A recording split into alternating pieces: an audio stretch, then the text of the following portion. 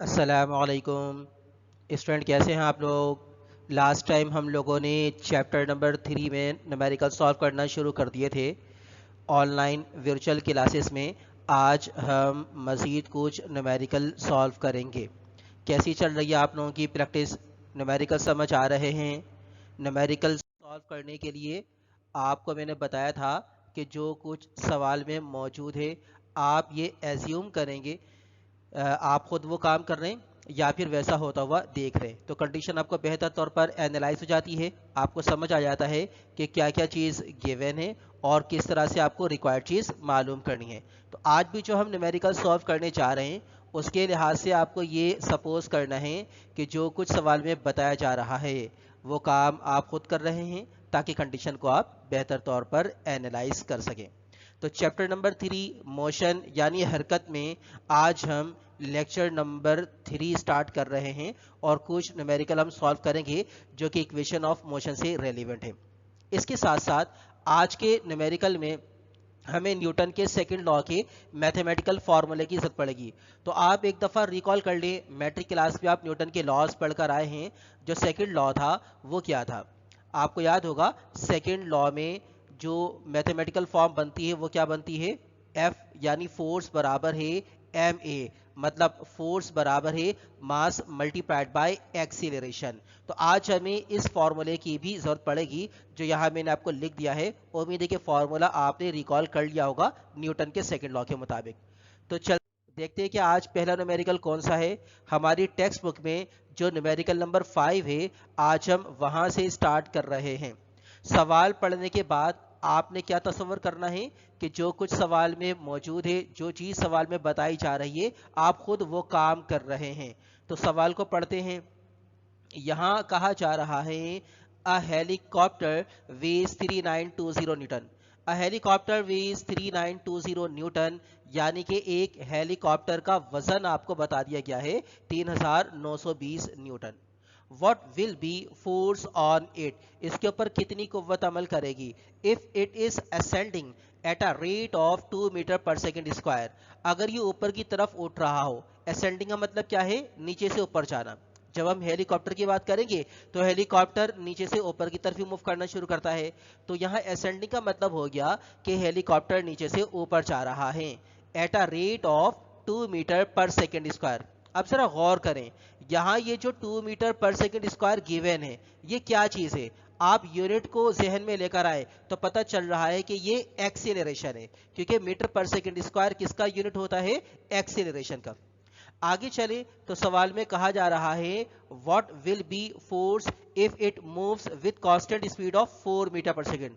Helicopter पर कितनी कुव्वत अमल करेगी जब ये ऊपर की तरफ हरकत कर रहा हो कांस्टेंट स्पीड से, यानी स्पीड तब्दील नहीं हो रही, ना स्पीड कम हो रही है ना स्पीड बढ़ रही है, बल्कि स्पीड यूनिफॉर्म है। और वो कितनी है? 4 मीटर पर सेकेंड।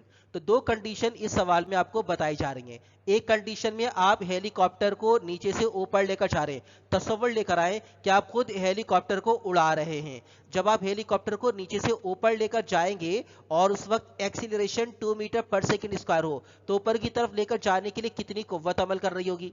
और इसी तरीके से जब आप हेलीकॉप्टर को नीचे से ऊपर उड़ा रहे होंगे और स्पीड चेंज ना कर रहे हो, यानी कांस्टेंट स्पीड हो 4 मीटर पर सेकेंड की, तो अब कितनी फोर्स अमल करेगी वो आपको मालूम करनी है। डेटा बनाते हैं। आपको बताया था मैंने कि न्यूमेरिकल सॉल्व करने के लिए सबसे पहली चीज़ होती है डेटा, जिसमें आप तमाम की तमाम फिजिकल क्वांटिटीज़ को विद प्रॉपर यूनिट लिख देते हैं, चाहे उसकी ज़रूरत पड़े या ना पड़े। जितनी भी गिवन और जितनी भी रिक्वायर्ड चीज़ें आप उसको डेटा में लिखते हैं। तो सवाल देखें, सबसे पहली लाइन में आपको क्या चीज़ गिवन है? वेट। और वेट कितना है? 3920 न्यूटन। तो डेटा में आपने सबसे पहले क्या लिख दिया? वेट लिख दिया, जिसको डब्ल्यू से जाहिर करते हैं 3920 न्यूटन। आगे चले तो आपको अगली लाइन के शुरू में, सवाल की अगली लाइन के शुरू में आपको एक्सीलरेशन नजर आ रहा है जो 2 मीटर पर सेकेंड स्क्वायर है, तो उसको आपने ए से जाहिर कर दिया है 2 मीटर पर सेकेंड स्क्वायर। आपको क्या मालूम करनी है? इस कंडीशन के दौरान फोर्स मालूम करनी है। लेकिन सवाल की आखिरी लाइन में एक और कंडीशन की मैंने, और वो कंडीशन क्या है कि अब अगर हेलीकॉप्टर मूव करे with constant speed of 4 metre per second तो फोर्स क्या होगी? तो कांस्टेंट स्पीड यानी जिसको वी कहते हैं, अब देखिए स्पीड कांस्टेंट है, लिहाजा ना हमने वी आई लिखा ना वी एफ लिखा। जितनी इनिशियल वेलोसिटी होगी उतनी ही फाइनल स्पीड होगी, क्योंकि वेलोसिटी चेंज नहीं हो रही। तो बेहतर ये कि वी आई या वी एफ से जाहिर किया जाए। आप इसको किससे जाहिर कर सकते हैं? v से जाहिर कर सकते हैं। तो कांस्टेंट स्पीड क्या हो गई? v equals 4 metre per second. मालूम क्या करनी है? फोर्स। दोनों सूरतों में आपको फोर्स मालूम करनी है। आगे चलते हैं और देखते हैं कि इसको कैसे सॉल्व किया जाए। सॉल्यूशन की तरफ जाते हैं। सॉल्यूशन की तरफ जाने से पहले यहाँ पर मैं आपको फर्स्ट करेंगे डायग्राम बनाकर दिखा रहा हूँ। हेलीकॉप्टर ये फर्स्ट कर लीजिए। अब ऊपर की तरफ अमल करने वाली फोर्स आपको मालूम करने के लिए कही गई है और वेट आपको दे दिया गया है। वेट के बारे में जरा रिकॉल करें। वेट क्या है? वेट भी तो एक फोर्स है।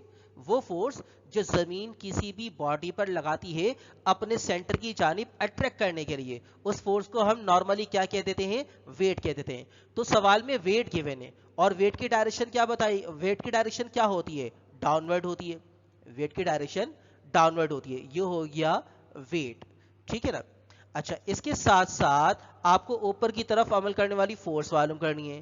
तो ऊपर की तरफ अमल करने वाली फोर्स, जिस फोर्स के जरिए आप हेलीकॉप्टर को एसेंड कर रहे हैं, यानी नीचे से ऊपर लेकर जा रहे हैं, वो फोर्स यहां पर आ गई। इसको मैंने एफ प्राइम सपोज कर लिया। ये हमें मालूम करना है। एफ प्राइम मैंने सपोज कर लिया है। अब हमें एफ प्राइम मालूम करना है। कंडीशन क्या है? एक दफा एक्सीलरेशन आपको दिया गया है 2 मीटर पर सेकेंड स्क्वायर। कितनी फोर्स लगेगी ऊपर की तरफ वो मालूम करनी है। और दूसरी कंडीशन में कांस्टेंट स्पीड दी गई है और वो कांस्टेंट स्पीड कितनी दी गई है? 4 मीटर पर सेकेंड। इस सूरत में भी आपको क्या मालूम करनी है? फोर्स मालूम करनी है ऊपर की तरफ। इस हेलीकॉप्टर पर देखें टोटल कितनी कुव्वतें आपको अमल करती हुई नजर आ रही हैं। एक फोर्स वेट की सूरत में है जो डाउनवर्ड डायरेक्शन में। दूसरी फोर्स वो वाली फोर्स है जो आप मालूम करना चाहते हैं, जो हेलीकॉप्टर को ऊपर लेकर जा रही है, जिसको आपने अपनी आसानी के लिए एफ प्राइम कह दिया है। तो यहां पर बुनियादी तौर पर दो फोर्सेस अमल कर रही हैं। अब एक रूल आपको बता रहा हूं मैं। जब किसी बॉडी पर दो या दो से ज्यादा फोर्सेस असरअंदाज हो रही हो, जब किसी बॉडी पर या किसी सिस्टम पर दो से ज्यादा फोर्सेस एक्ट कर रही हो, दो या दो से ज्यादा फोर्स अगर एक्ट कर रही हो, तो आप क्या करेंगे? आप नेट फोर्स निकालेंगे। नेट फोर्स का मतलब दोनों फोर्सेस का रिजल्टेंट निकालेंगे। तो इसी कॉन्सेप्ट को ध्यान में रखते हुए हम इस न्यूमेरिकल को सॉल्व करेंगे। अब देखिए यहां पर जो आपको लाइन लिखी हुई नजर आ रही है उसके मुताबिक when helicopter moves up with constant acceleration, यानी पहली कंडीशन जब हेलीकॉप्टर कांस्टेंट एक्सीलरेशन से मूव कर रहा हो तो नेट फोर्स क्या होगी उसको अब हम देखते हैं। नेट फोर्स का मतलब टोटल फोर्स। अब दो फोर्सेस है, एक फोर्स ऊपर की तरफ है और एक फोर्स नीचे की तरफ है। हेलीकॉप्टर कहां जा रहा है? ऊपर। तो ऊपर वाली फोर्स एफ प्राइम को हमने पहले लिखा। नेट का मतलब होता है टोटल, टोटल के लिए प्लस का साइन। दूसरी फोर्स कौन सी है? वेट। और वेट किस डायरेक्शन में है? ऑपोजिट डायरेक्शन में है एफ प्राइम के, लिहाजा उसके साथ साइन कौन सा यूज कर लिया? नेगेटिव साइन यूज कर लिया। तो नेट फोर्स क्या बन गई? F prime plus with negative sign W, यानी कि वेट। अब F equals F prime plus minus क्या हो जाता है? माइनस और W, यानी F प्राइम की अगर हम वैल्यू निकालना चाहें तो वेट को हमें कहां शिफ्ट करना पड़ेगा? दूसरी तरफ। देखिए F प्राइम को अकेला करना है क्योंकि वो हम मालूम करना चाहते हैं। मैथमेटिकल रूल क्या है? जो चीज मालूम करनी हो उसको अकेला करना होता है। तो F प्राइम के साथ वेट क्या हो रहा है? माइनस। इसको लेफ्ट साइड पर शिफ्ट कर देंगे तो क्या हो जाएगा? प्लस। मैंने साइड को इंटरचेंज किया, F प्राइम को लेफ्ट साइड बनाया और F प्लस W को राइट साइड बना दिया। अब F प्राइम इक्वल्स फोर्स। आज लेक्चर स्टार्ट करने से पहले मैंने आपको बताया था कि फोर्स के फॉर्मूले की जरूरत पड़ेगी और by Newton second law force किसके बराबर है? Mass into acceleration. वो यहां पर लिख दिया है plus W as it is.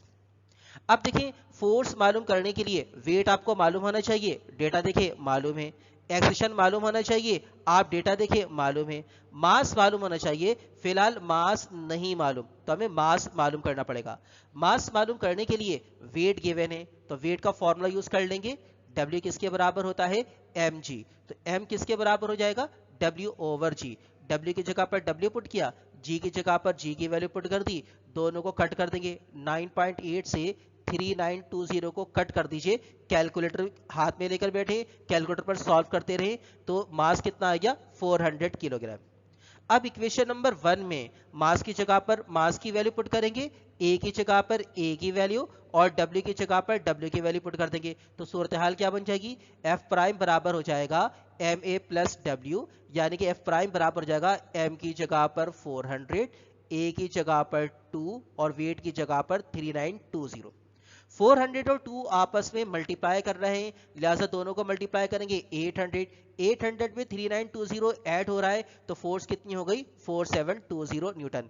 यानी जब हेलीकॉप्टर इतने एक्सीलरेशन से मूव कर रहा हो 2 मीटर पर सेकंड स्क्वायर के, तो कितनी फोर्स लगेगी 4720 न्यूटन।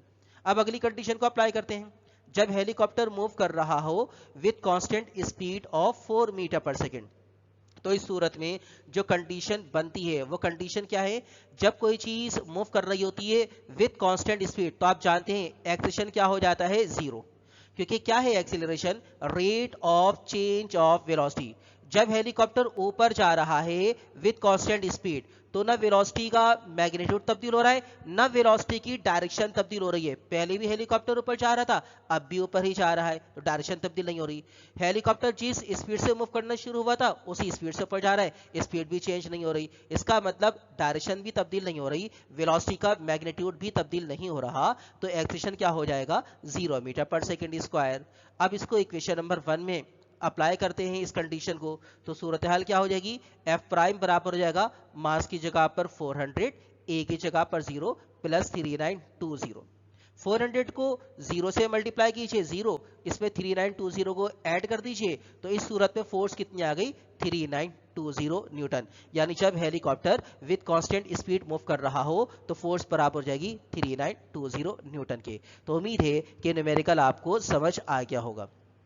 आते हैं और अब देखते हैं कि नेक्स्ट न्यूमेरिकल कौन सा है। यह हमारी टेक्स्ट बुक का न्यूमेरिकल नंबर 6 है। और फिर वही बात आपसे कहूंगा कि सवाल में जो भी कंडीशन आपको नजर आ रही है, आपने इस कंडीशन को पढ़कर एनालाइज करना है, सपोज करना है कि आप ये सारा का सारा काम खुद कर रहे हैं या ऐसा होता हुआ देख रहे हैं। तो आइए चलते हैं और पढ़ते हैं न्यूमेरिकल नंबर 6 में क्या कहा जा रहा है। इसमें कह रहे हैं a bullet of mass 0.005 kilogram, एक गोली जिसका मास 0.005 किलोग्राम है, moves with a speed of 100 metre per second, 100 metre per second की रफ्तार से यह हरकत करती है। It penetrates into a bag of sand, ये रेत के बैग में यानी रेत के थैले में दाखिल हो जाती है, and is brought to rest after moving 25 centimetre into the bag of sand, और फिर 25 सेंटीमीटर का फासला तय करके ये रुक जाती है। यहां लिखा हुआ रेस्ट, बुलेट रेस्ट में आ गई है। पहले किस रफ्तार से हरकत कर रही थी 100 मीटर पर सेकेंड, रास्ते में रेत का थैला आया उसके अंदर दाखिल हो गई।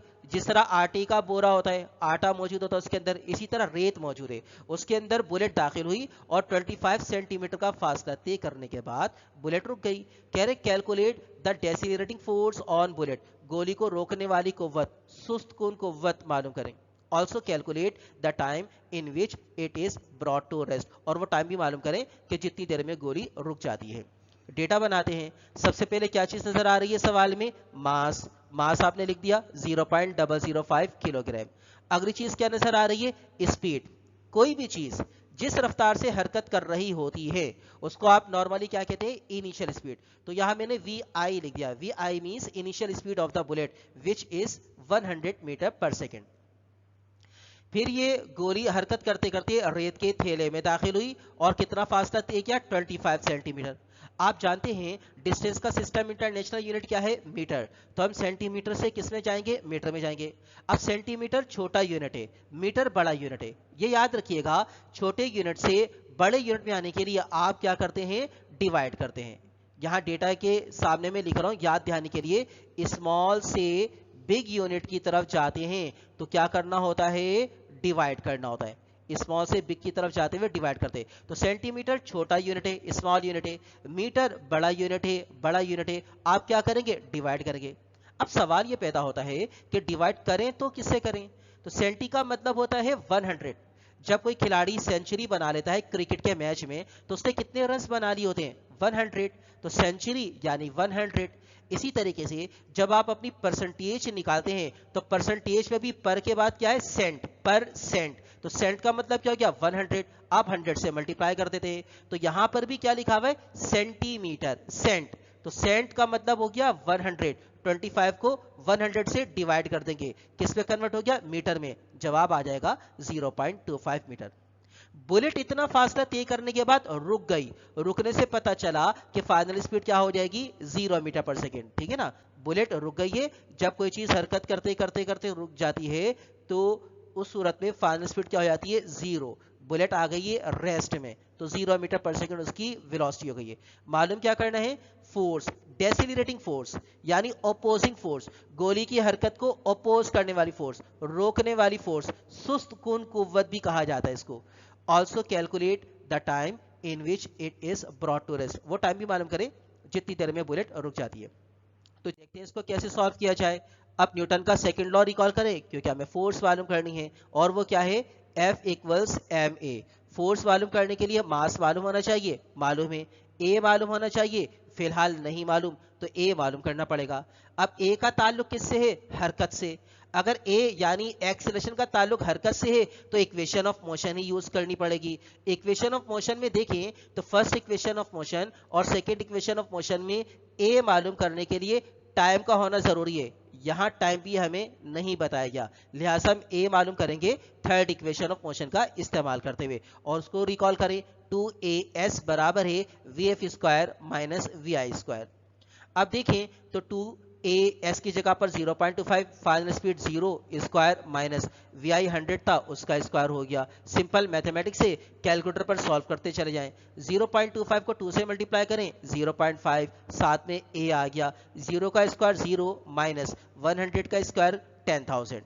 अब चूंकि a आपको मालूम करना है, इसको अकेला करना पड़ेगा। 0.5 मल्टीप्लाई कर रहा है, दूसरी तरफ ले जाएंगे, क्या करेगा, डिवाइड। तो लेफ्ट हैंड साइड पर क्या बचेगा आपके पास, a बचेगा। लेफ्ट हैंड साइड पर a बच गया, राइट हैंड साइड पर 0 नहीं लिख रहा मैं। अगर 0 नहीं लिखें तो फिर क्या लिखेंगे, नेगेटिव साइन के साथ 10,000 लिखेंगे। तो नेगेटिव साइन के साथ 10,000 अगले स्टेप पे आपको लिखा हुआ नजर आ रहा है, और 0.5 को हम 0.5 से हम डिवाइड करवा रहे 10,000 को। डिवाइड करवाएंगे तो जवाब आ जाएगा with negative sign 20,000 metre per second square. यह आ गया रिटार्डेशन यानी डी एक्सीलरेशन या डेसिलरेशन। नेगेटिव एक्सीलरेशन को रिटार्डेशन, डेसिलरेशन या डी एक्सीलरेशन भी कहा जाता है। अब इक्वेशन नंबर 1 की कंडीशन पूरी हो गई है, मास हमें मालूम था, ए हम मालूम कर चुके हैं। इक्वेशन नंबर 1 को यूज करके क्या मालूम कर सकते हैं, फोर्स। तो मास की जगह पर मास, ए की जगह पर ए की वैल्यू पुट की, दोनों को मल्टीप्लाई किया, फोर्स आ गई विथ नेगेटिव साइन 100 न्यूटन। ये नेगेटिव साइन क्या बता रहा है कि ये रिटार्डिंग फोर्स है। ठीक है ना।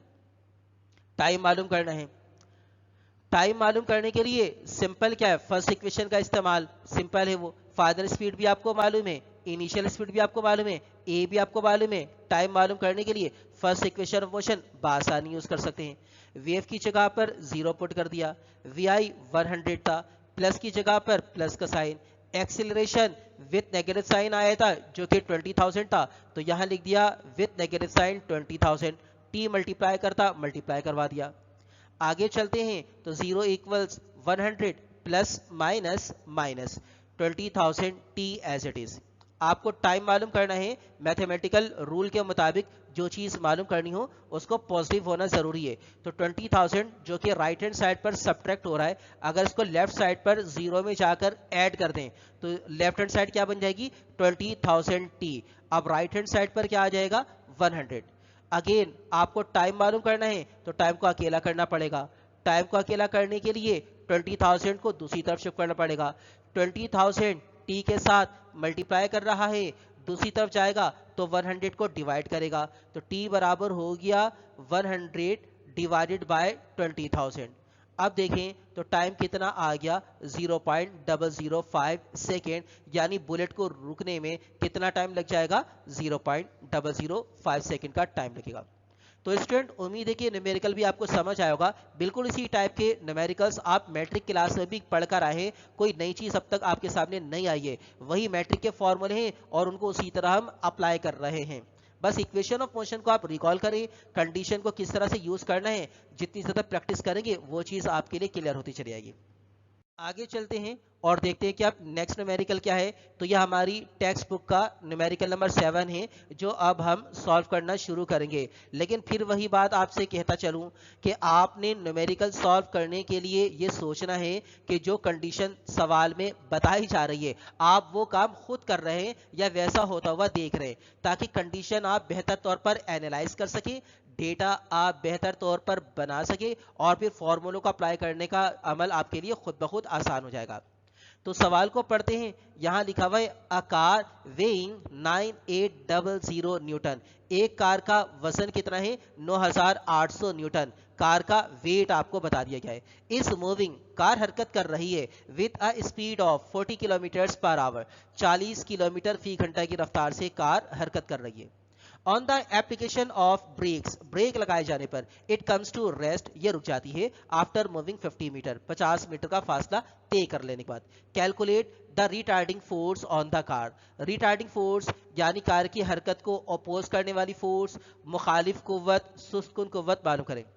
कहीं कहीं पर रिटार्डिंग का लफ्ज होगा, कहीं कहीं पर डेसलेटिंग का लफ्ज होगा, कहीं कहीं पर अपोजिंग या फ्रिक्शनल फोर्स का वर्ड होता है। सबका मफहूम एक ही है।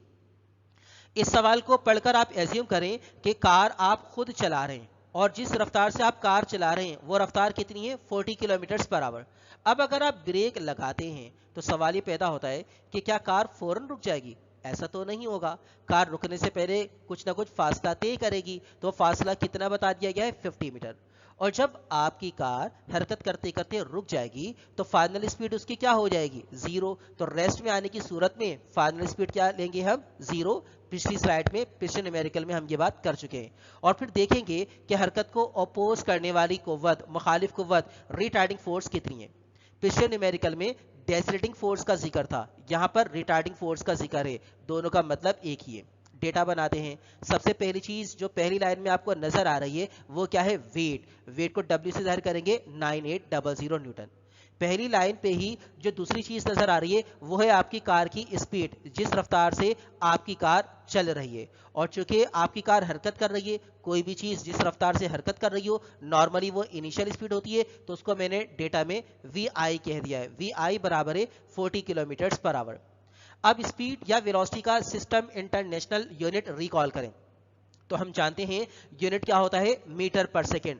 जब वेलोसिटी का टॉपिक हम स्टडी कर रहे थे तो वहां यह बात हमने समझी थी। यहां पर यूनिट क्या है? Kilometres per hour. इसका मतलब इसको हमें मीटर पर सेकेंड में कन्वर्ट करना होगा। तो रूल क्या बताया मैंने? अगर स्मॉल से बिग की तरफ जाएंगे तो आप क्या करेंगे? डिवाइड। अभी पिछले स्लाइड में ये बात, पिछले न्यूमेरिकल में ये बात हम समझ चुके हैं। स्मॉल यूनिट से बिग की तरफ जाते हुए आप क्या करते हैं? डिवाइड। अब उल्टा काम अगर करना पड़े, यानी बिग से स्मॉल की तरफ जाना पड़े, तो डेफिनेटली उल्टा काम करेंगे, यानी डिवाइड के बजाय क्या करेंगे? मल्टीप्लाई। तो किलोमीटर बड़ा यूनिट होता है डिस्टेंस का, मीटर छोटा यूनिट होता है। अब हम बड़े यूनिट से छोटे यूनिट की तरफ जा रहे हैं तो मल्टीप्लाई करेंगे। तो यहां देखिए 40 को मल्टीप्लाई कर रहा हूं मैं, लेकिन मल्टीप्लाई किससे करेंगे? किलो का मतलब होता है 1000, तो इसीलिए 1000 से मल्टीप्लाई किया। अब ये पूरी की पूरी वैल्यू मीटर में आ गई। नीचे देखें तो आवर लिखा हुआ है। आवर बड़ा होता है, सेकंड छोटा होता है। एक घंटे में कितने सेकंड होते हैं? 3600। तो यहां पर आप 1 आवर को सेकंड में कन्वर्ट करने के लिए 3600 से मल्टीप्लाई करेंगे नीचे, यानी ऊपर वाली वैल्यू को डिवाइड कर देंगे। 40 को 1000 से मल्टीप्लाई कर दीजिए, 40,000।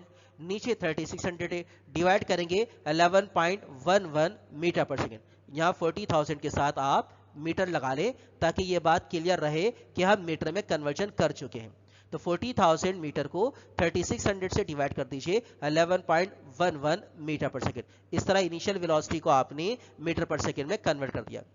फाइनल स्पीड, कार कौन सी हालत में आ चुकी है? आपकी रेस्ट में आ चुकी है। कार आपकी रुक गई है। रेस्ट में आने की वजह से स्पीड क्या हो गई? 0 मीटर पर सेकेंड हो गई।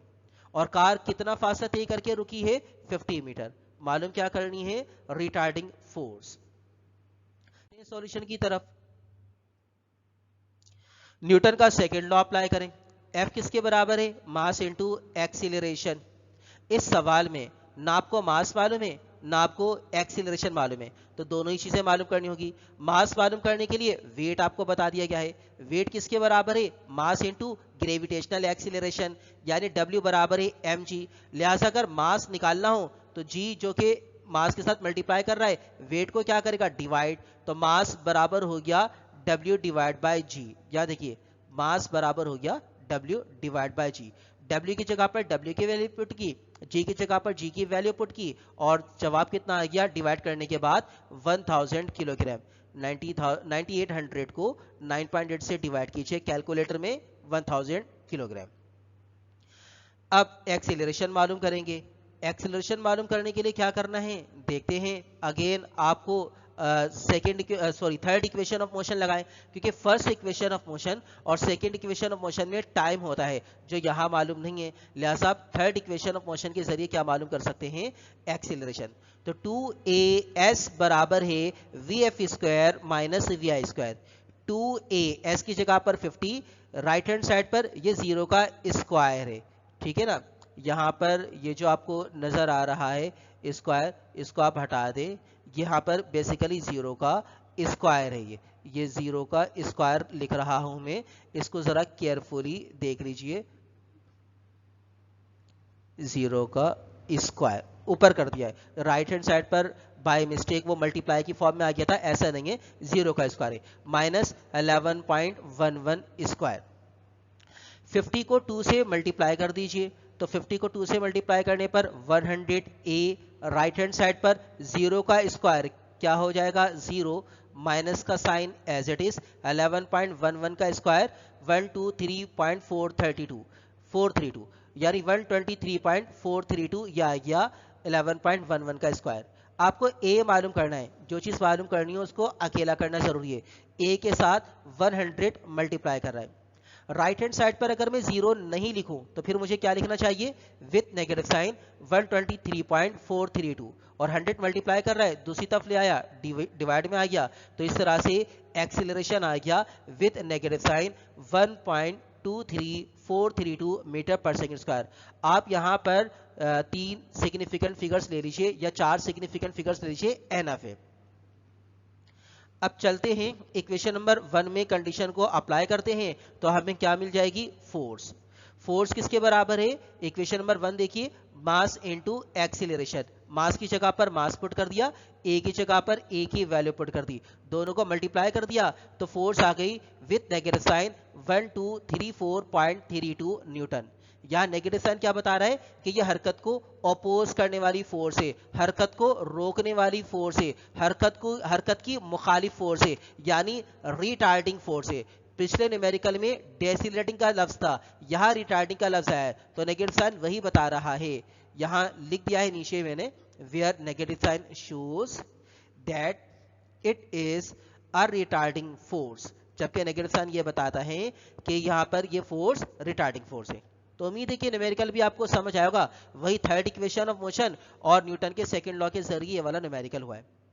आगे चलते हैं और देखते हैं कि अब नेक्स्ट न्यूमेरिकल क्या है। तो यह हमारी टेक्स्ट बुक का अब न्यूमेरिकल नंबर 8 है जो हम सॉल्व करेंगे। और फिर वही बात आपसे कहूँगा कि सवाल पढ़कर आपने ये एज्यूम करना है कि जो कंडीशन सवाल में बताई जा रही है आप वैसा होता हुआ देख रहे हैं या खुद वो काम कर रहे हैं, खुद उसी सिस्टम का हिस्सा है, तो कंडीशन बेहतर तौर पर आपको एनालाइज हो जाती है। देखते हैं इस सवाल में क्या कहा जा रहा है। इसमें कह रहे हैं an electron in a vacuum tube, एक इलेक्ट्रॉन वैक्यूम ट्यूब के अंदर है, खलाई नली में मौजूद है, स्टार्टिंग फ्रॉम रेस्ट, रुकी हुई हालत से हरकत करना शुरू कर रहा है। पिछले दो न्यूमेरिकल्स और इस न्यूमेरिकल में जो फर्क आपको नजर आ रहा है वो ये है कि यहाँ पर इलेक्ट्रॉन रुकी हुई हालत से हरकत कर रहा है, जबकि बुलेट वाले सवाल में हमने देखा था बुलेट 100 मीटर पर सेकंड की रफ्तार से हरकत कर रही थी, मतलब रुकी हुई नहीं थी। कार वाले सवाल में हमने देखा कि कार 40 किलोमीटर पर आवर की रफ्तार से हरकत कर रही थी, यानी रुकी हुई नहीं थी। जबकि यहाँ क्या कह रहे हैं कि इलेक्ट्रॉन रुकी हुई हालत से हरकत शुरू कर रहा है, इसका मतलब इलेक्ट्रॉन की इनिशियल स्पीड क्या हो जाएगी? 0। पिछले दोनों न्यूमेरिकल्स में ऑब्जेक्ट की इनिशियल स्पीड 0 नहीं थी, यहाँ पर जो इलेक्ट्रॉन है उसकी इनिशियल स्पीड क्या होगी? 0, क्योंकि इलेक्ट्रॉन रेस्ट की हालत से हरकत करना शुरू कर रहा है। ये एक पहला डिफरेंस पिछले दो न्यूमेरिकल के मुकाबले में आपको नजर आ रहा है। Is uniformly accelerated, electron uniformly accelerate हो गया। अब याद करें एक्सिलरेशन क्या होता है, rate of change of velocity. इसका मतलब ये हुआ कि इलेक्ट्रॉन की वेलोसिटी चेंज हो जानी चाहिए। पहले क्या थी, जीरो, रेस्ट की वजह से अब जीरो नहीं होगी। तो देखते हैं क्या ऐसा होता है या नहीं। By an electric field so that it has a speed of 6 exponent 6 metre per second. Electron uniformly accelerate हुआ इलेक्ट्रिक फील्ड के जरिए, इलेक्ट्रिक फील्ड में चला गया जहां उसके अंदर एक्सेशन पैदा हो गया और अब उसकी रफ्तार बढ़ गई। पहले जीरो थी, रेस्ट की वजह से अब कितनी हो गई, 6 exponent 6 metre per second. After covering a distance of 1.8 centimetre, सिर्फ 1.8 सेंटीमीटर का फासला तय कर लेने के बाद ही इलेक्ट्रॉन की रफ्तार इतनी ज्यादा बढ़ गई। कह रहे find the force acting on the electron, electron पर अमल करने वाली फोर्स मालूम करें।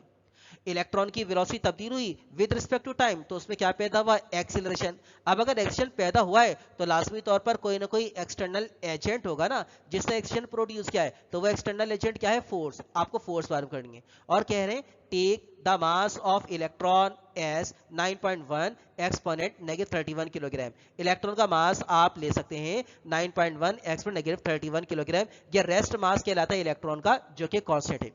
पिछले दो न्यूमेरिकल में मास मालूम नहीं होता था, यहां पर मास आपको बता दिया गया है।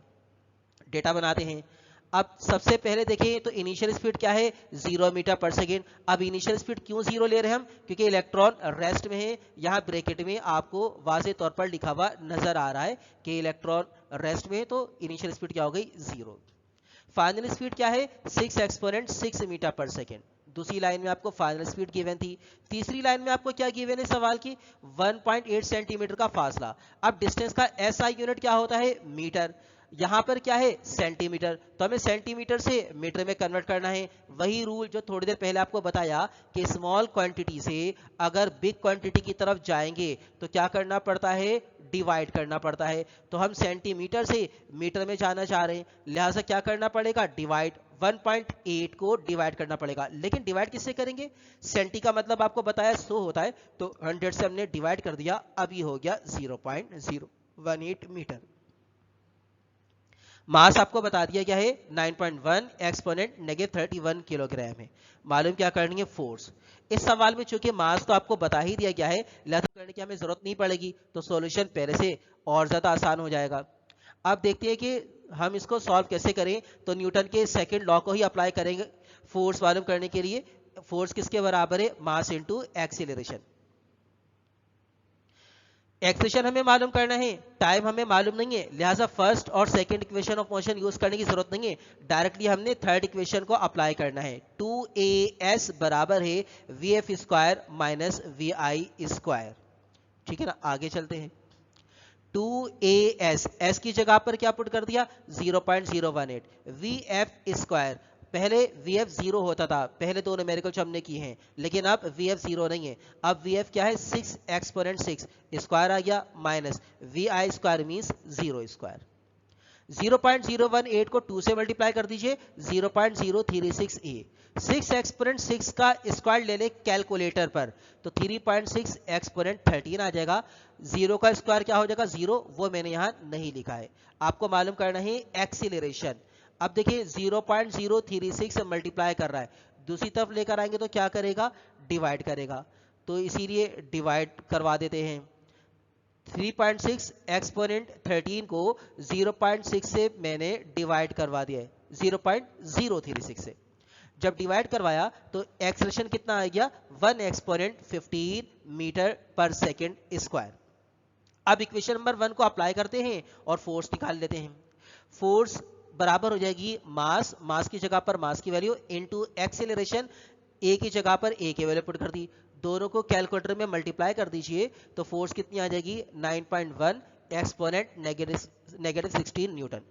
जरा गौर करें, यहां पर जो फोर्स आई है वो विद पॉजिटिव साइन आई है, जबकि इससे पहले के जो दो न्यूमेरिकल हमने किए, न्यूमेरिकल नंबर 6 और 7, 6 में डेसिल्टिंग फोर्स का जिक्र था, 7 में रिटार्डिंग फोर्स का जिक्र था, वहां पर फोर्स नेगेटिव आई थी। वजह क्या थी, कंडीशन को भी समझिए। न्यूमेरिकल नंबर 6 और न्यूमेरिकल नंबर 7 में आपने देखा था कि ऑब्जेक्ट शुरू में हरकत की हालत में था, बाद में रेस्ट में आया। न्यूमेरिकल नंबर 6 में बुलेट पहले हरकत कर रही थी, जब रेत के बैग में दाखिल हुई तो रुकी थी, बाद में रेस्ट में आई। न्यूमेरिकल नंबर 7 में कार 40 किलोमीटर पर आवर की रफ्तार से हरकत कर रही थी, ब्रेक लगाने के बाद रुकी थी, तो रोकने वाली कुव्वत थी जो हरकत को अपोज कर रही थी, इसलिए नेगेटिव साइन के साथ जवाब आया। यहां पर ऐसी कंडीशन नहीं है, यहां पर इलेक्ट्रॉन पहले रुका हुआ था और बाद में हरकत में आया। इसका मतलब फोर्स हरकत में लाने का सबब बनी है, हरकत को खत्म करने का या हरकत को अपोज करने का सबब नहीं बनी। यही वजह है कि यहां पर फोर्स विद पॉजिटिव साइन आई है। तो उम्मीद है कि ये सारी की सारी कंडीशन आपने एनालाइज की होंगी। जितने भी न्यूमेरिकल हमने आज किए हैं वो न्यूटन के सेकंड लॉ और इक्वेशन ऑफ मोशन से रेलिवेंट किए, जो आप शुरू से ही पढ़ते हुए आ रहे हैं। मैट्रिक क्लास ही आपके कॉन्सेप्ट क्लियर हैं। प्रैक्टिस कीजिए, जितनी ज्यादा प्रैक्टिस करेंगे उतनी ज्यादा कॉन्सेप्ट क्लियर होते चले जाएंगे। आज हम यहीं तक रखते हैं अपने लेक्चर को, यहां तक प्रैक्टिस कीजिए। किसी किस्म का कोई क्वेश्चन आपके जहन में हो आप उसको नोट करें, फिर हम उसको डिस्कस करेंगे। अपना बहुत ज्यादा ख्याल रखिएगा। Thank you so much.